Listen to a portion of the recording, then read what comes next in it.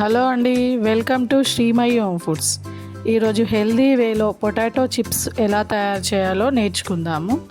ఈ potato chips క్రంచీగా క్రిస్పీగా బాగుంటాయండి. మనని పిల్లలు షాప్కి వెళ్ళినప్పుడల్లా ప్యాకేజ్డ్ ఫుడ్స్ కొనియమని అడుగుతారు. దానివల్ల పిల్లలకి హెల్త్ ఇష్యూస్ వస్తున్నాయి. సో దాన్ని అవాయిడ్ చేయడం కోసం నేనైతే ఇంట్లోనే పిల్లల కోసం చిప్స్ తయారు చేస్తానండి. ఇప్పుడు చేయడం చాలా ఈజీ అండి, ఎందుకంటే ఇప్పుడు కొత్త పొటాటోస్ వస్తున్నాయి. వాటి వల్ల చిప్స్ చాలా టేస్టీగా బాగా వస్తున్నాయి. వాటి కోసం నేను 2 kg పొటాటోస్ తీసుకున్నానండి. ఈ పొటాటోస్ని నీట్గా పీల్ చేసుకొని వాటర్లో వేసుకొని వాష్ చేసుకోవాలి. వాటర్లో వేయడం వలన దానికి బ్లాక్నెస్ అనేది రాకుండా ఉంటుందండి. ఈ పొటాటో చిప్స్ చేసుకోవడానికి నేను ఈ స్లైసర్ యూజ్ చేస్తున్నానండి. దానికి నాకు బ్లేడ్ వచ్చింది. ఆ బ్లేడ్ అందరికీ ఉంటుంది, కానీ కొందరికి లావుగా అట్లా వస్తుంది. దాన్ని అడ్జస్ట్ చేసుకోవచ్చండి. నేను అడ్జస్ట్ చేసి పెట్టుకున్నాను. దాన్ని ఇప్పుడు స్లైసెస్ లాగా చిప్స్ని చేసుకుంటున్నాను. తర్వాత వాటిని ఒక గిన్నెలో వాటర్లో వేసి పెట్టుకోవాలి, లేదంటే నల్లగా అవుతాయి.